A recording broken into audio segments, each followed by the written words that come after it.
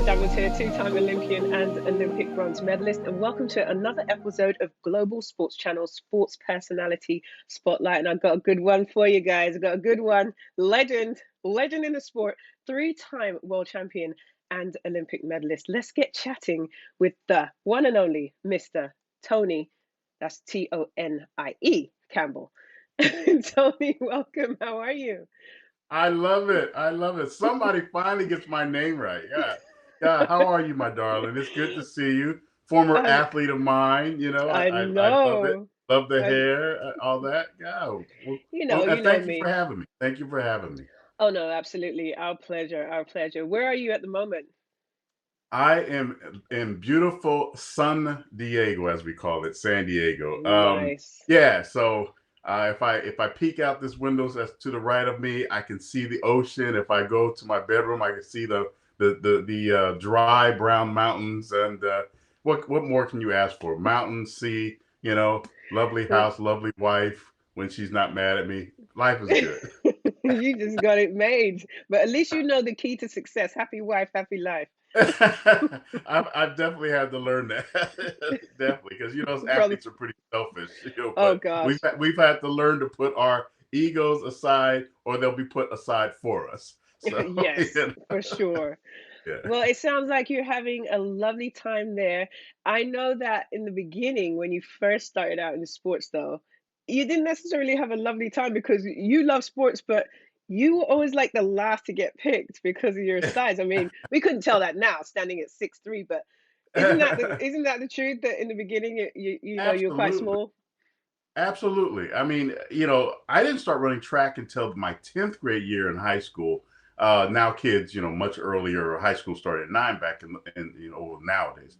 But I only ran track because had been playing football and baseball. I had a cousin that had played professional baseball for many years, and hopefully one day he'll be in the Hall of Fame. But my intention was to follow Reggie and to one day be a baseball player. Next thing I know, my friends are like, "Hey, if you're going to take a year off of baseball, you need to come out for track." And I'm like, "Man, I'm not fast. I'm not strong. I can't jump very far." And they were like, "It doesn't matter. That's where the girls are. The girls come out and they watch the track meet." And I'm like, Sign I'm me a little up. scrawny. I'm like a little scrawny 10th grader, and I'm like, I want a girlfriend too. I want that. And I'm like, okay, I'll come out. And so I went out for the track team, and the sprinters went to one direction, the throwers went another direction, the pole vaulters, jumper, everybody went a different direction. And I was just left standing there, and they were like, "What are you going to do?" And I'm like, "I don't know. I don't know what I can do." They're like, "What about the hurdles? You got long legs." Even though I was only 5'10", but Right. and about 140 something pounds, but they're like, "Well, what about the hurdles?" I'm like, "Okay, I could do hurdles." Secretly in my head, I'm going, "Okay, I get chased home quite a bit, and I can jump over fences and bushes. So hurdles are kind of like fences and bushes. I got this."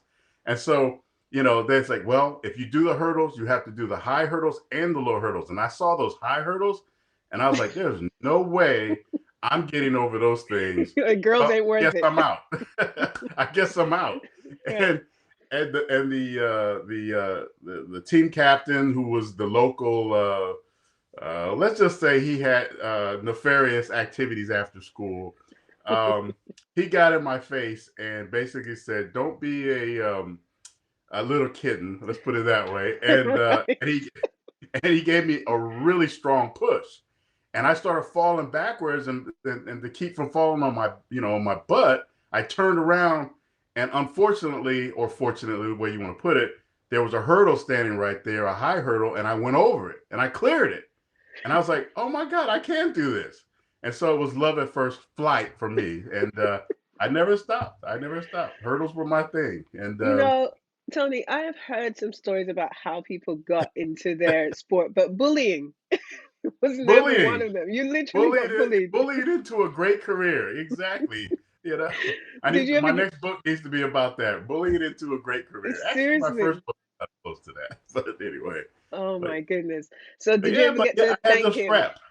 I had to scrap all the way to get recognition. Even the next few years, I was still smaller. Or even when I got to USC on a full scholarship, you know, I just didn't have confidence in myself. I mean, you know, my coach always reminded me, say, you were my first pick, first person to that I offered a scholarship for, to. And for those people that are, aware of California, um, California high school track, I went to the state meet. I got third in the high hurdles and fourth in the low hurdles. I signed my contract like the week later. Next thing I know, the coach also signed the winner of the race, the second place of the race, and Archer Bergeret from Finland, who was eventually going to be a bronze medalist in the Olympics. So I came in being the fourth guy, and you only take three on the road back in those days. So Right. I was in a deficit from day one. I had to claw and fight my way all the way to the top. But it made a good, a fighter out of me, and it's a good character builder, I guess. Definitely, being the underdog like that. But another thing that I think that you grew up with being in Los Angeles is the atmosphere in the 80s for a young black man in the 70s and the 80s growing up.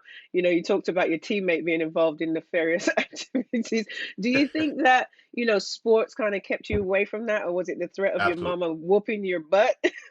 What Yeah, kept you? my mom was definitely the one you had to fear. Dad came in with the heavy hand, but it rarely ever happened. It was just the threat of it. But that was the rule in my family. My father believed in keeping a young man's mind active, body and mind active will, you know, tire him out or prevent him from finding other things. And so, um, in truth, I had actually been playing football and like I said, football and baseball, and I had gone out for the football team, and it just wasn't going well. I mean, I went to probably well, it was at that time the best high school football team in the city, Los Angeles Banning High School, who we won like four city championships in a row. We've had a bunch of NFL players come out of our school.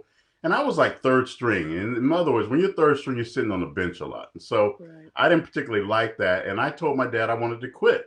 And he's like, well, we don't have quitters in this family. Right. So you better find something else. And so again, it was, simultaneously that conversation about track and field came around. And that's also another reason how I got into it. But yeah, it was an interesting time. Very looking back on it now as an adult, it was progressive. I mean, because blacks were becoming economically mobile, and they were buying in suburbs and buying single family homes and breaching into the middle class um, economic portfolios, and it was really good.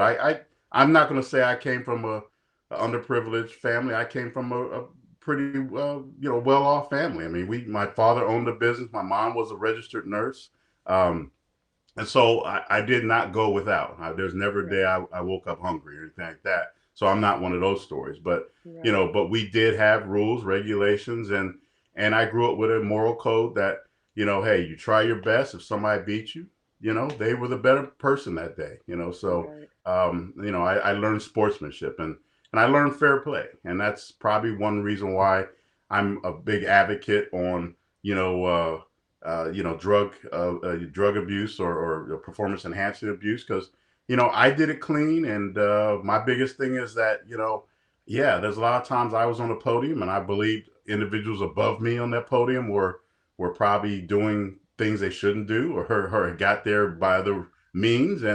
But you know what, it wasn't for me to catch them. If they wanted to subvert the rules, good luck to them, because later in life I want to be able to play with my kids and grandkids, although I don't have any yet. But I'd like to at least like to be alive and kicking at a later age. And so far at 60, I'm doing okay, I guess. Yeah, you're not doing too shabby at all there. Few extra pounds. I'm way away from that 145 that I used to Well be. But deserved pounds. Well deserved pounds. You earned those pounds. I definitely discovered food when I retired. I love it. But you're a father, right? You were one of four, two-parent household, one of four. Now you also have four kids.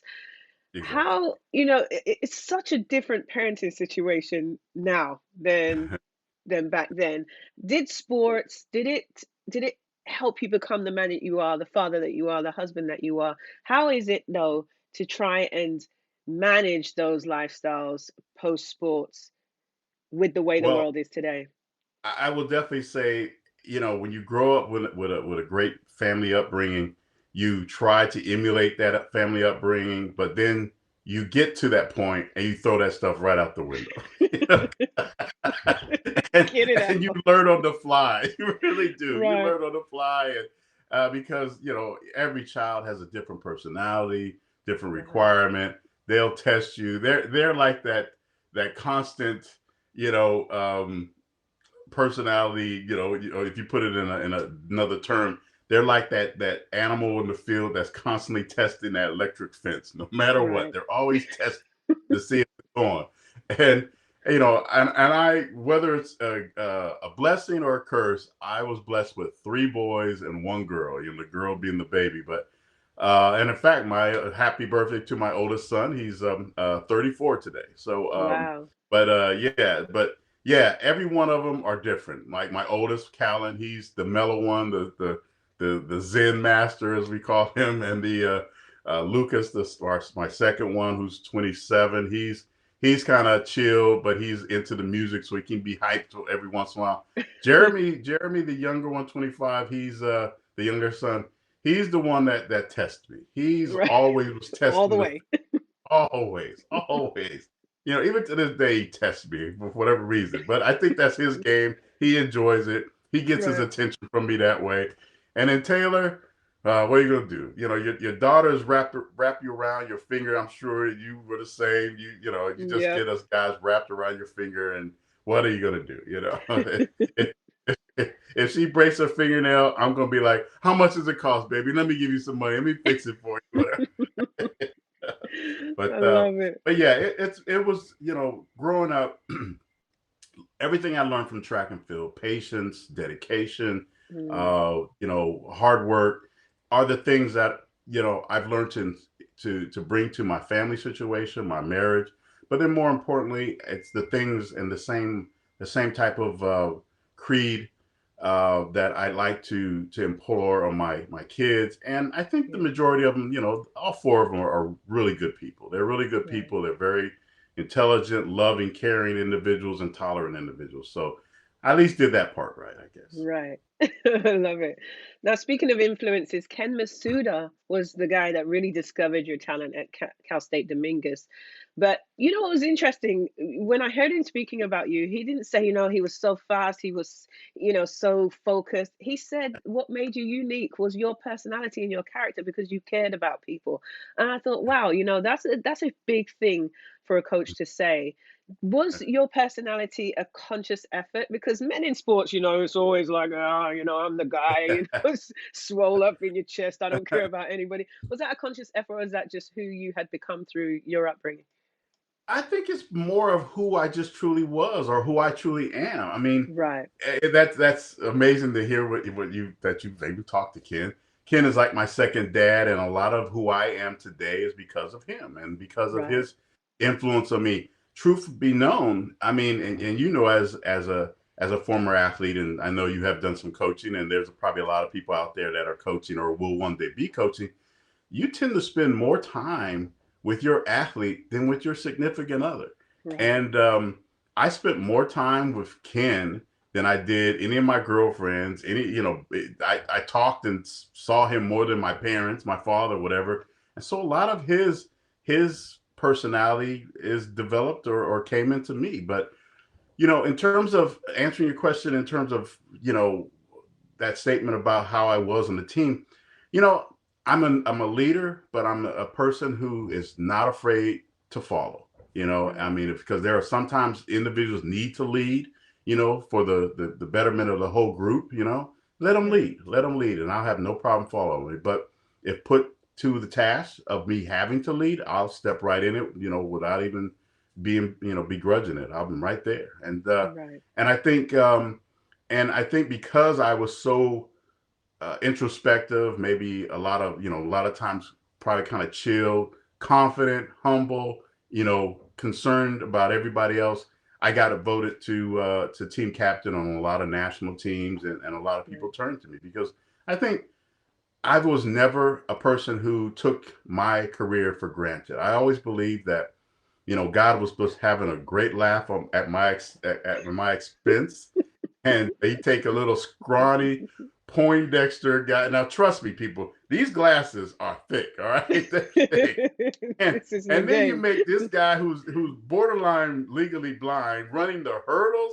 Now, come on, that's comedy right there. That's just comedy. So he said, "Look, you want to see what I can do? Yeah, I turn water into wine, but I'm also make this nerd into one of the best hurdlers in the world." So Wow. I think I just knew that at any point my career could end, whether it be just taken away from me for whatever reason, or injury, or whatever. And I was going to enjoy it. And I was going to be the best person I could be on the track and off the track for my teammates. And I was going to be supportive of individuals that were around me. So, Right, right. Now, speaking of turning water into wine, like I don't think from what I've looked up that at 19 years old you were really having the Olympic Games on your radar. So when they that letter came in the mail saying that you could come for the Olympic trials, tell me about that whole experience. you know, here I am at 60, and I'm still learning a little bit more about that whole situation from at least my family side. Will you Right. believe this? My family actually believed that I was joking the whole time. They never believed No in any of. way. They did. They thought it was a big joke, a big con I was putting on. What? But it was funny because I had no. I mean, yeah, I'm 19 years old. I'm thinking, wouldn't it be grand? Wouldn't it be great if I made the Olympic team? But that probably wouldn't be till I'm much more mature. 23, 24. That'd be 1984 Olympics, that's the uniform right there. But anyway, so I'm having a decent year NCAA wise. I qualified to Pac 10 at that time, Pac 10 meet. I perform well. I apparently make a qualifying time there, either there or at the NCAA's, and I get this letter in the mail from the U.S. Olympic Committee that goes, hey, you qualified. We're inviting you to come to Eugene, Oregon, to try out for the Olympic team.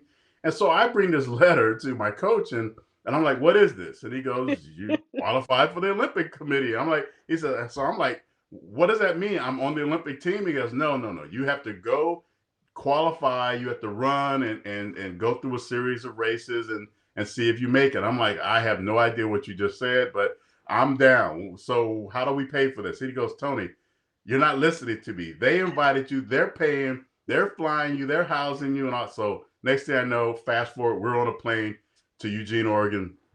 And so I'm still just as clueless. I'm like, okay, what happens? Well, back in those days, you had to run 4 rounds. I'm like, okay, Right. coach, what do we do? He's like, just I tell you what you do, Tonie. Instead of making it more complicated, it needs to be. Just get in the top 3. I'm like, okay, I could do that, coach. I could do that. Top 3. So I run the first race. I come in the top 3. I set a personal record. Wow. I think I was 13.6 or something like that. And I come back and he goes, hey, that was great. All right. So I'm like, so now what happens? He says, well, we had another round. I'm like, oh, okay, another round. What do we do? Just come in the top 3, Tonie. Just come in the top 3. Keep it simple. I'm like, okay. So I go back out there. I run. It's a little tougher race. I come in the top 3. I think I run 13.5 now. Another personal record. And Wow. and I'm like, okay, good. Okay, hey, coach, I did it. What's happening now? What's next? And of course, so he's going, just come in the top 3, Tony. Just come in the top 3. Semifinals, top 3. I'm like, okay, I know I keep asking this question. Just come in the top 3, Tony. That's it. So, so the final race, I run. It's raining. I run. I come in the top 3. I realize that I've made an Olympic team at 19 years old, and Wow. I'm just ecstatic. I mean, that's one of the funnier videos. If you ever put my name in or something like that, you'll find one of those funny videos of poor Ronaldo Nehemiah. He wins the race. Didi Cooper comes in second. But you would swear the kid in all yellow, Tonie Campbell, won the race because I'm going crazy. I'm jumping up. I jumped so high, I wasn't even a high jumper. I jumped up on one of these jumps you'll see. I jump up and land on top of Ronaldo. you know, and poor guy, he's trying to be cool, take his victory lap, whatever, wait to the crowd, and I'm just jumping around. But you know what? It was a great experience because in that moment, I think the great Andy Norman from UK, the meat promoter, they were watching it or he was there live, and he was just like, I want that kid in my meets. Right. 2 days later, I was on a plane going to Europe, out of the first time ever out of the country, and I landed in London to run in Crystal Palace because they said they wanted to see the happy kid, the kid that was still so happy, elated about making a team, even though that team wasn't going anywhere. So Wow. that was the beginning of my career. Yeah. That's amazing. And it just kind of goes to show that when you seize the opportunity and, like you said, follow your coach, just come in the top three, don't overcomplicate things. And you seize that moment and, people saw your passion and they saw your reaction to, what you had achieved. And it's like, hey, hold on, I think we want this kid. Yeah, But, it was after fun. after all that excitement though, Tony, it kind of came crashing down almost in a way because that was the year that America boycotted the Olympics. What was it like going from such a high? You've gotten, on an Olympic team, you're traveling, or within 2 weeks, you weren't even thinking about this months ago. This wasn't even a thing months ago. Now all this is happening, and then you think you're going to the 1980s Olympics, and America says no. That was the summer that I said I truly did grow up. I mean, I truly was a boy going to the U.S. Olympic trials in Eugene, Oregon, and at the end of that summer, I was a man coming home from Europe. Right. It's because the interesting thing about it is there's a cliche that's always out there: politics and sports don't mix. Mm, But when you put your USA logo on your chest, that's a political statement in itself, that you're right. representing not only yourself, you're representing a people, a creed, a culture. So politics are intimately involved in sports. And so in that situation, I learned the hard way because I was under the impression that there's no way a government of a free democracy that prides itself as a shining beacon on the hill for the world. Although I Right. know all other countries think us Americans are arrogant for saying that, but that's how that's It trust is me, what it I'm is. married to a Scouser. You know what a Scouser is, so Yeah. she's always going, you Americans always think you're the best, and I'm like, okay, yeah, but you know it was really disconcerting to think that there was a president or a possibility that people's long life dreams, long trained for Yeah. worked for goals, were going to be stripped away from them for a political point, a political pawn move Right. against Russia on this world chessboard that we're on. Right. And it just didn't make sense. Logically, it just didn't make sense. And so there was a great many of us believed it wouldn't happen. So we and there was no indication that it was going to happen outside of the paper saying the president said it was going to happen. So Right. because we were given the uniforms, we were still assembled as a team. We were on the circuit competing on national training camps, all that sort of stuff. And so we were in Europe traveling on the normal European circuit, which was much bigger back in those days than it is today. But we had made our way all the way through the most of the Western Europe part, and had started going into Romania and Hungary, and we were actually at that point in Hungary at Budapest, which we had crossed over the Iron Curtain. Back Right. in those days, there was the Soviet bloc countries, the Iron Curtains, and so we had actually crossed over. We were only a night train ride away from Moscow. And so, stepping back a little bit, is that you know there was an underground movement of athletes, very progressive athletes that were in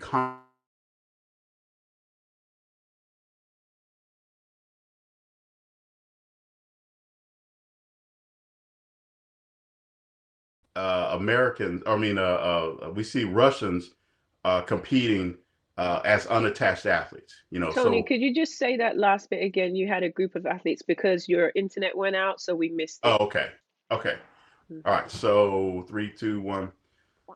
So back in those days, there was a group of athletes that were actively involved in conversations with the IOC, International Olympic Committee, and they were secretly communicating with them as to the possibility of coming to the Olympics in Moscow, competing, and how would that be facilitated.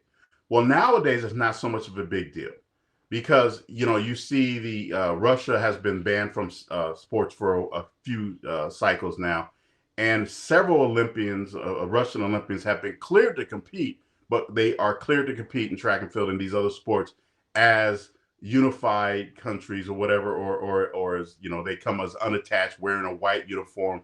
The Olympic flag is raised in their honor. The Olympic anthem is played. If they get to the top the podium.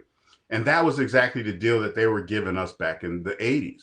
That if you got there, they would not assist us, but if we showed up at the Olympic Village in Moscow, that we would be welcomed, we would be housed, we would be given a uniform of all white.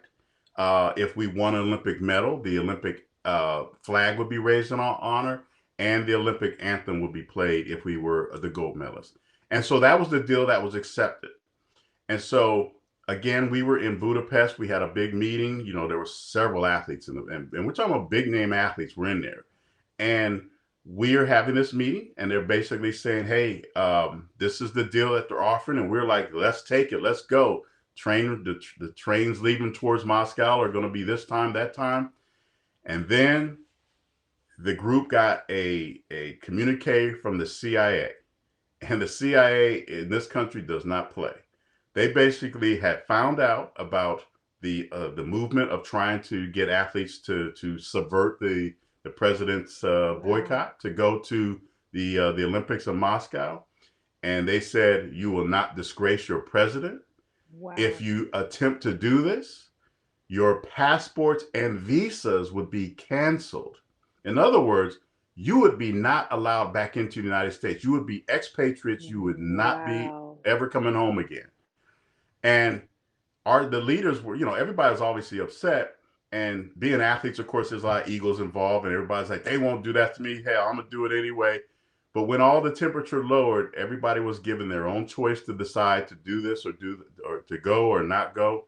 And everybody decided to not risk it. It wasn't worth it. And so then the second part of that letter was to come home immediately and to pay homage to the president's decision and his stance against Russia and their aggression, and in a celebration at the White House. So he demanded everybody to come home to the White House to have a big party. And several people went, majority of the Olympic team went, but there were a lot of people there that would not shake his hand. There were other individuals that wore shirts that said, I'm here, so this will never happen again. And there was a lot of protests involved, probably not as big political protests as you see now of certain things, but it was a crazy time. So you're taking a kid who's naive, doesn't even know how to make a team, to a person who's thrown into all this political turmoil, who finds out that his life is truly not his own in terms of his career, and then putting him back into the world, into the political sphere of athletics. Oh, I grew up that year. I definitely grew up that year. Man, I mean, you went from wet behind the ears to like with a cane and then whoa, I'll tell wow. you. I mean, that's a lot. Now you're 60 now, but look, if you look back, do you think you would have done everything the same that year? Do you think you would have fought for it, or would you have changed anything, or just you would have done things exactly as they played out? Out of all those years, all the years I've had to think about, I've never been asked that question. Wow, would I have done it any differently? No, I probably would have done the same thing. I was too immature to have taken a stance like that on my own, or even with a small group. Where would to really think about it? You go further back. You think about it, if I would have done that and my passport visa had been canceled, where would I have lived? I probably would have settled in England because I had friends there, but it would have been tough. I mean, to never, because I'm very close to my family. My four siblings, my mom and dad are still with us today. They're both 87 years old. It would have been hard. It would have been very hard for me not to be able to come home and to to enjoy the love and the love of my family. And then I always thought I would live outside of the outside of the United States partly anyway, and I do. My daughter lives there. Lives in England, and I visit England quite a bit. And I have friends all over the world. My in-laws live in Liverpool, and we have family in France, and so I live outside the country a lot anyway. So, Right. but I probably wouldn't have been able to do that. I mean, financially, I probably would have struggled for years, and who knows what would have happened. So, Right. I think in retrospect, it worked out the way it could have and should have, because I've got a deeper appreciation for sport, for individuals' rights, for politics. Um, and I've been quite active in the past, and I'm considering right now taking a position back in USA Track and Field that deals exactly with law and legislation. So Right. um, I think individuals who have spent um, careers like myself and have gone through a lot of things possibly need to express their Yeah. history, express their what they've gone through, and I think it makes a difference. Absolutely, absolutely, and I do think people such as yourself who've been through this kind of stuff are actually underutilized in the sport in terms of what you can contribute from your perspective. Now, even with today, with COVID, I've seen articles where leaders in the sport are saying athletes should set the example, they should take the vaccine, they should do this. There's like another issue where athletes are kind of in the middle. How do you feel Yeah. about this whole thing with the Tokyo Olympics, the postponement, the vaccines, the athletes being at the center of it? Where do you stand with all of it?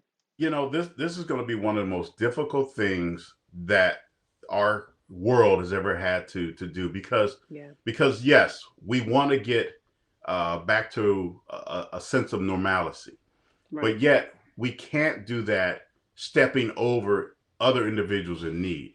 Mm, And so it's my opinion, and trust me, my opinion is not worth a hill of beans, but it's my opinion that the Olympics, I would like to see them go on, but they have to be done safely.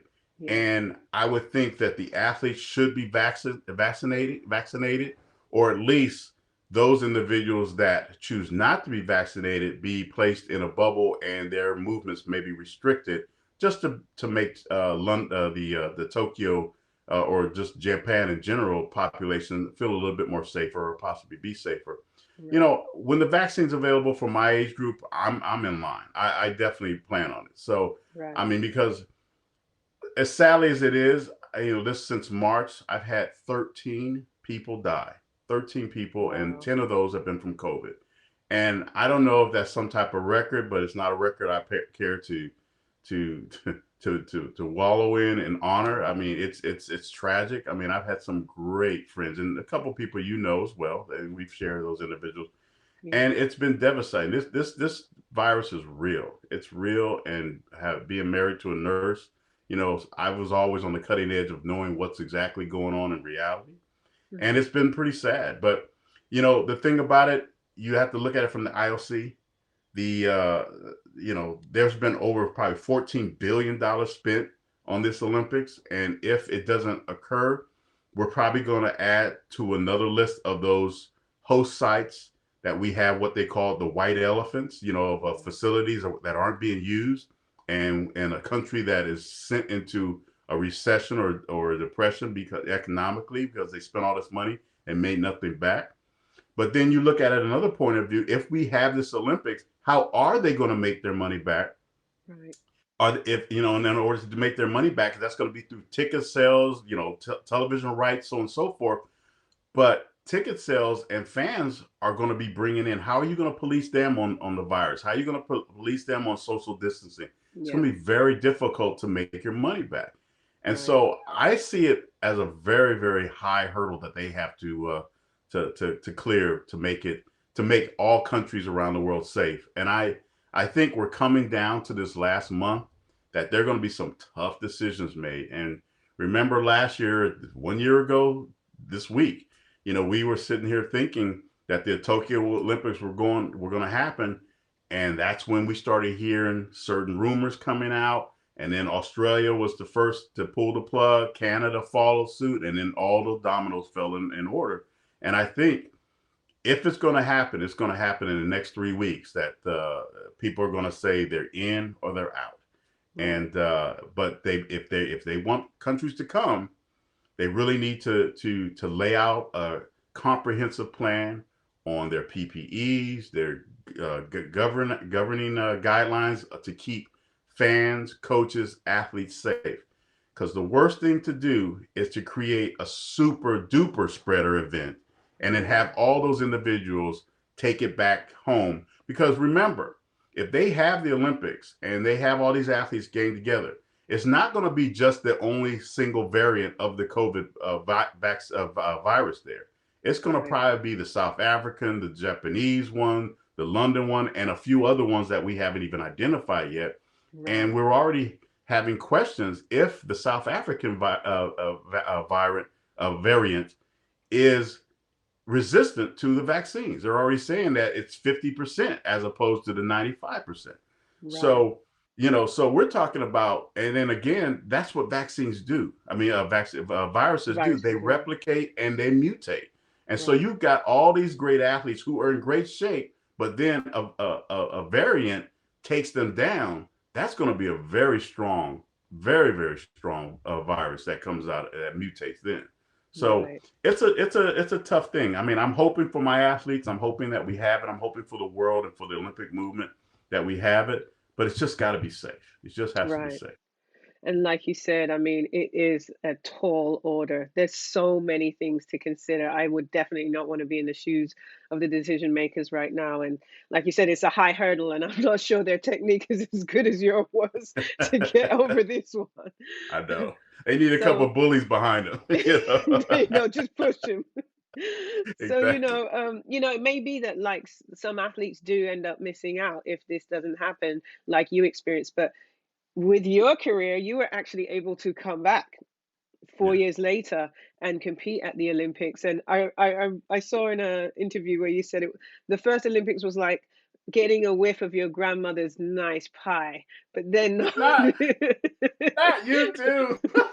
But not being able to I thought I was being poetic. I don't know. I love, but it's a great analogy. It's like, it's right there. It's like the carrot. The pie's there, but you can't taste it. So you finally get to taste it 4 years later. What was that experience like? After all that excitement, after all the work you've put in, you actually get to be an Olympian out there at the Olympic Games. It's funny you bring that up. Actually, at practice, a couple of the kids at the Olympic Training Center in Chula Vista stumbled on that video, and I swear there isn't a month that goes by that one or two athletes sees it, and I'm now the topic of ridicule for the. But, yeah, exactly. But anyway, but I'm learning to love that interview because it's definitely got some legs to it. But what was it like? Well, again, it wasn't the sweetest taste. Let's just, if we'll stick in that analogy, it wasn't the sweetest taste because the unfortunate thing that our government again did not inform us about was the repercussions that were going to happen. Is that the retaliation by the Soviets was already predestined that if we boycott you or we boycott them, they will boycott us. And so now I make a team, at the age I thought I should have made a team, my second team, and it's only half an Olympics again. The Western Bloc countries boycott again, or the Eastern Bloc countries, they boycott us. And so now, you think that would be a great, moment because, well, it's half of the countries, but those are usually half of the world's countries that are the big rival. Back in those days, all the other countries, save the UK, it was really the United States and the allies, the UK and stuff like that, against the Soviets and their allies, the East Germans. And if the East Germans and the Soviets weren't there, was it truly a victory well worth or well fought, well won? And that was always the stipulation or the tent that was put on the 1984 Olympics. Yeah, it was the greatest team, the greatest number of medals hauled in by the U.S. team, but the other teams weren't there. I mean, because people always try to ask, what was the greatest Olympic team? And truly, I think it was the 1968 team. But the 1980 team wasn't going to be bad either. But 84 obviously has the medal count, but all these other teams weren't there. Right. So it was really bittersweet, to experience a real Olympics with all its pomp and circumstances, an amazing Olympics. I mean, it wasn't as special as it could have been for me because it was right there here in Los Angeles, which you think would be special to me. But it when you're an Olympian, you're thinking I'm going to go exotic ports of call. I'm going to go travel the world. The team's going to pack up on a boat or ship or plane or whatever. We're all going to go somewhere, and it's going to be exciting what you see. But the Olympics were right there in the LA Coliseum where I trained all the time. The warm-up track was the USC training track where I trained all the time. The dorms, the Olympic Village was at USC in the dorms where my friends were living back at USC. So it was nothing really special. And then the pressure of the race, I wasn't well. I came down with an illness, which was, just horrible if anything that happened that week. But you would think that being the hometown favorite was a huge advantage. It wasn't. Kind of a disadvantage. It put more pressure on you. I mean, because you're sitting there and your race is about to go off, and there's 80,000 people in the stands, and they're speaking English, and you can hear it, so it's hard to focus on your race. Then second of all, they're chanting your name, and you're like, oh man, these people know me. I gotta perform for these people, and then next thing you know, you're realizing you're running with a fever and all kinds of infection in your body, and you can't even perform. And then you're feeling bad for that first round because you let them down because you didn't run as fast. And even though they thought you did great, that was all out. That's all I got, and that's not going to get me a medal at that speed. So it was kind of tough. But obviously, if we go back to our loving grandma's pie analogy. 3 times was a charm. The third time was a charm. Yeah, when I went to Seoul, Korea, that's when I tasted that pie, and oh yeah, it was all over my lips. I love that. Boy, was it good! Tasted bronze, didn't it? These soup coolers got refreshed. I love it. I love it. Yeah, what was that experience like? I know one of the things that a lot of people don't know is that when that gun went off in that final, you actually were behind. You were like literally dead last. Oh my We God, know us Tosh. long people, we're not always the fastest on planet Earth at the blocks, but you were dead last. Like, how did you get from freaking dead last to a medal position? So you mentioned my coach Kim Matsuda earlier, and even to this day, he still rags me about that. He's like, if you didn't have that dang hood on, you could have heard the gun. And even though he knows the truth of what happened, he still rags me about that. Oh yeah, because you And had the it's like, all-in-one with your whole head covered and all yeah, that. exactly. So, which was a really cool suit. Actually, it's sitting right here in my office. But it's a really cool suit with the hood. The speed suit was great. And matter of fact, I take some credit for that because I had a clothing company that designed body suits, and that's one of them that was allowed to use in the Olympics. And then Ropa de Kappa got to use the design for the other ones. But anyway, long story short, it was a great suit. I love the look and everything. But here's the deal. I'm 6'3", 163 pounds, so I'm not really strong, and I'm not fast, but I'm technically efficient. I know I only have X many efforts to give 100% or I'm in trouble. And so what a lot of people, unless you watch the entire race, how it unfolded, the sequence of the warm-ups, the starts before the actual race, there was a couple false starts before the race. And so you're exerting energy, having to calm yourself back down, reset, exert energy, another false start. And so I'm sitting there going, okay, and this was pre one false start, you're out rules. So hurdlers were known, and we apologize. I officially, for all hurdlers, apologize to all you athletes out there now. This is why you have a no false start rule, because us hurdlers constantly took false starts because we like to play chicken with each other. We did it on purpose. We took false starts on purpose. We're like, hey, we got 2, why not take one? So Mark McCoy takes his one, and we're walking back, and I go, okay, there was two already. We know this the gun's gonna be quicker now. It's gonna happen, and so I'm getting set in the blocks. I'm in lane 6. Arthur Blake's in 5, Rogers in 4, and the 3 Americans in the middle, and I'm like, okay, this is the one. This is happening, and so there's a little guy standing next to the official over there next to the gun, and he's from NBC. This is also the Olympics that TV actually started controlling how the Olympics are seen, how they're run, blah blah blah. So he's sitting there, and I can hear him. He's sitting there like, we gotta go, or we gotta stop and wait for commercial. And so the starter's flustered right now. So he's like, all right, run it to your set, run it to your mark. So we get in the blocks. I'm like, cool, no problem, we're going. And Arthur breaks next to me, right next to me. He breaks.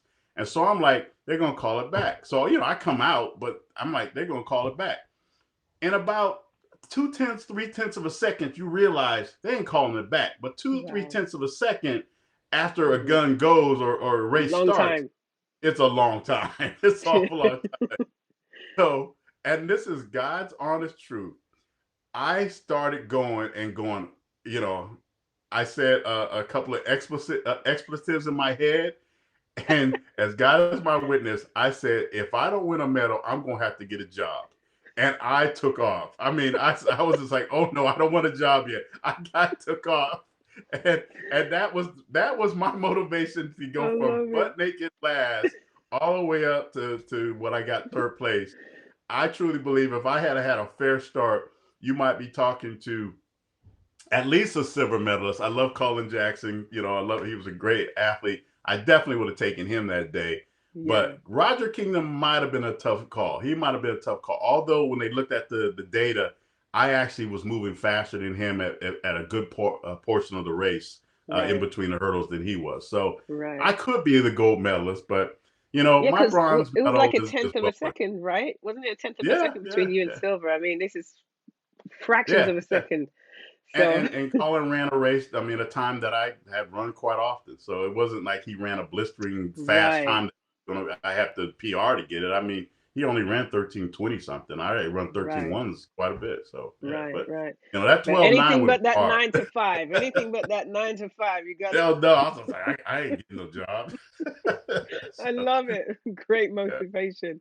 Now, you talked about being at USC for the games. You didn't only attend USC as an athlete and a student. You also coached at USC. In fact, you coached me my first year when I was at USC. Did you think I could make it, Tony, when you saw me? Absolutely. You know what? I've coached a lot of athletes, and Tasha, you always had it. You had the legs, you had the dedication, you had less drama than most kids. So so I thought you'd be okay. Although, to be honest, me, obviously I'm a little bit favorite.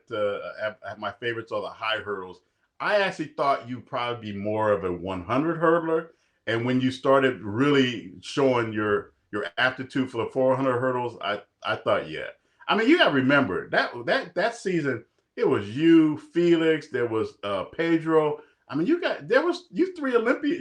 You're 3 Olympians. Right. I think. And then William Arce and I had a bunch of Olympians that year. So absolutely. So yeah, you guys all, and you and obviously everybody knows what Felix Sanchez did. So yeah, so exactly. You guys made Papa proud. You made me proud.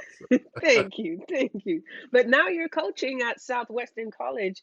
How do you spot talent? How do you know where to focus your energies? How do you because like you said, you saw she's got it, but do you have to figure out who's really got it, and how do you manage the ones that maybe have the ambition but maybe don't have the talent? How do you manage all that stuff as a coach? Well, at Southwestern College is the last community college before you get into Mexico. So how do I spot talent? I go to when I'm recruiting, I spot it, and it usually goes to another school. So I usually I usually get the athletes that have nowhere else to go, and I just make best with what I have. But you know what? Yeah. I'm kidding. I've had some great athletes come there. Actually, the bronze medalist in the 200 meters that was next to Usain Bolt in the World Championship, 2011 or whatever it is. Curtis Mitchell, 2013 was my athlete from Southwestern College, who was supposed to go to USC, ended up going to Texas A&M, became a pro athlete, and the rest is history. But Right. you know, I believe every athlete. My philosophy, and I make sure all my assistant coaches kind of believe the same way. I believe every athlete deserves your undivided attention. Right. Even though you might have some athletes that are just obviously head over heels better than the next guy, that kid that's trusting you to make them better, deserves your attention. Whether they're going to be better so they can one day just tell their grandkids, I ran track in college and I had a great experience. Because we're not building Olympians. When you're a coach, you're not building Olympians. You're building future individuals, professional individuals that are going to be productive individuals in society. Right. You want to teach them hard work, dedication. You want to make it tough for them because if you teach a kid how to struggle through adversity and struggle through tough times and physical or with mental, they'll take that into society. They'll take that into their marriage, into their work, and go, you know what? I got this project. My boss is on my butt. I got this project to do, and it's stressing me out. But you know what? It's nothing like that freaking 7 400s that I had to do with Coach Campbell back at Southwestern College with 60-second rest. I mean, whatever. They'll take that and go, all right, what do you want, boss? I got you. Right. So and I think that's what I try to tell all my kids. I say, look, I was never supposed to be an Olympian, but yet through hard work, good coaching, faith from a coach, faith from myself, I became what I am. And who's to say, or who am I to tell them that they won't ever become great in this sport or become an Olympian? And many of my athletes have gone on to full scholarships. I average 5 or 6 per season, and many have done very well. I mean, I have several professional athletes now that have gone on to run for USA Track and Field. And wow. It's just, I don't need another trophy on my desk or in my office, but when I see them graduate and when I see them come back and they have a productive family, they're married with kids, whatever it is, and they're just happy, that's where my gold medal comes from. It's to see that I've made an influence in their life, and it really made a difference. And but it does make it fun sometimes when you have a good kid. You scout him, he comes to you, and he turns out okay. That is kind of fun. Yeah, that's probably like grandma's pie too. Exactly. More like her cake.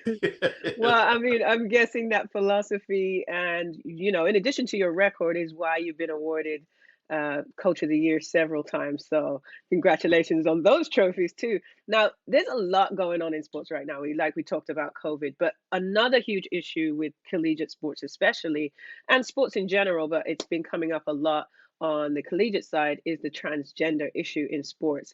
What are your thoughts on that? And what do you think needs to be or should be done? It's a big, like COVID, it's another big hurdle that sports has to climb. It's a huge hurdle. And I don't really know politically where we're going to go with that one. I really don't, because I truly believe there should be a place for all athletes, right? Irregardless of their genetic or gender makeup. I do believe there's a place for them. I've watched a few studies. There are individuals that are in the process of transitioning. There are individuals that have transitioned, and obviously, if they're beginning their transitional state, they're going from male to female. We're basically talking about. Yeah. If they're in their transitional state, they're going to have certain advantages over a normal female or a biological female. Right. Those individuals that have completed their transformation, are going to be closer to the genetic makeup or the biological, physiological makeup of a biological female competitively. Right. So how do you get around including all of them? Because we should be in a point in our life that we are inclusive and not restrictive of all individuals and choices made. So, but how do you make it fair? Because there is a certain disparity to see, biological females running against biological males, and that biological male winning, winning by huge margins and resetting the record books, and all they've decided to do was to live what they believe was their true makeup, which is to live like a female, but they have male genitalia. It's a tough call, and so what do? Do you have a male only race, a female only race, and a transgender category? But then if you do that, do you have separate categories from transgenders, females to males and males to females? Do you have a total now four different categories? Well, in the event that you get your populations to a point that they are growing that way, you might have to go that way. In California here, they're starting to include Paralympic athletes or para athletes in their high school meets, and there might be only one, maybe two in that race, but they still give them an opportunity to compete.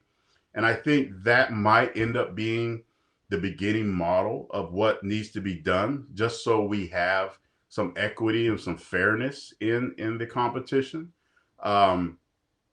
Or we get to a point that we have, once an individual has male to female has completely transitioned, and the hormonal levels are at a certain point, maybe it will be deemed scientifically that they have less of an unfair advantage, or maybe the situation is on par. It's a non-event, and maybe have them, because there are a couple interesting stories out there on the internet. I know E60 has a really good one about a young lady who transitioned, but at the end of her transition, she was not much better than any other girl, So and she fit right in. But I think there's a long, hard debate that needs to be done in this country and in the world about where we're going with that, because I think with the new administration lifting the ban on transgender competition, it's going to have to be discussed sooner than later.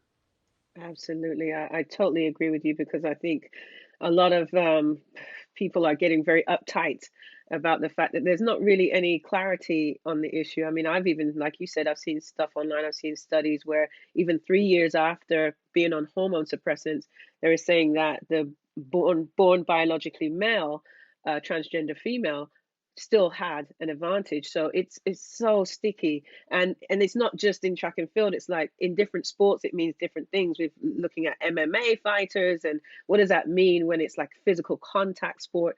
There's so much to consider, but I think, like you said, it is important that these conversations and decisions are made much sooner rather than later, like you said.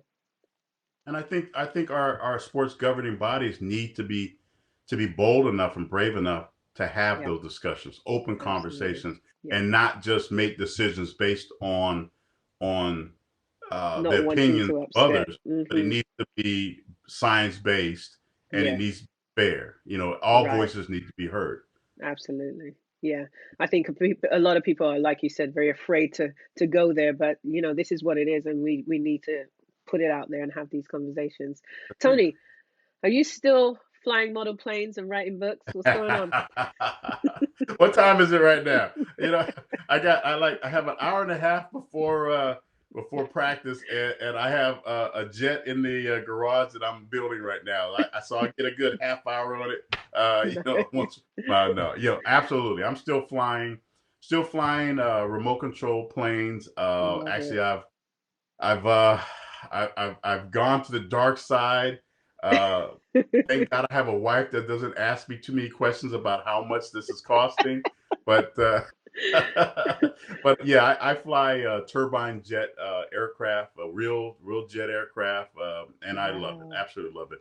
I'm not Wow. flying. I mean, I am a pilot as well, but I'm not flying as much anymore. One, because getting older apparently sucks, and Oh God, I've please had a don't. couple of situation with my eyes, some spontaneous detached retinas Wow. that have affected my sight, only temporary for a month. But it's one of those situations that if I was behind the yoke of an airplane flying over San Diego somewhere, and I had one of these bleeds in my eye, I would, for the most part, go blind in that moment, and it would be very hard for me to land, obviously, being blind, and it just isn't safe. And so I had a good 35 years of being a pilot and enjoyed every moment of it.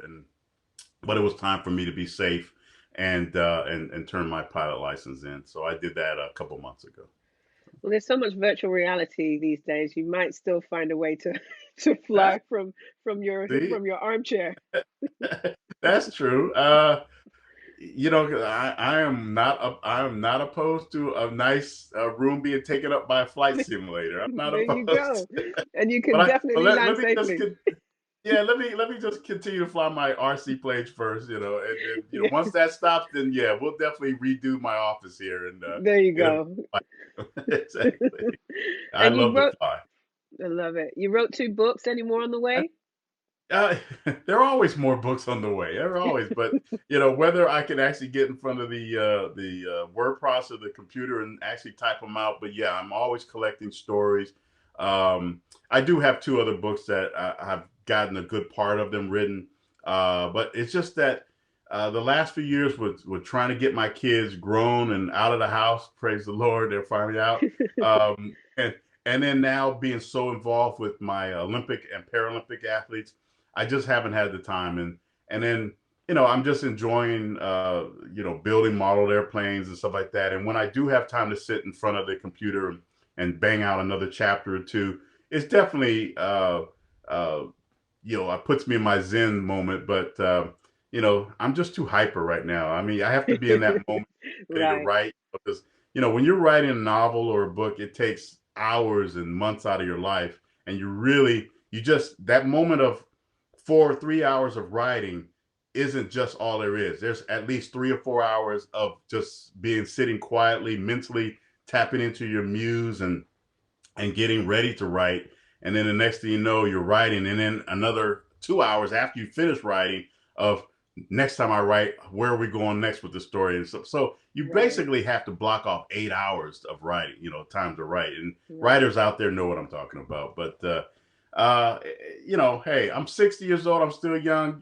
Maybe my next book could come out when I'm 70 or something like that. There you go. And we'll be waiting. So are there any of your athletes that we should be keeping an eye out for?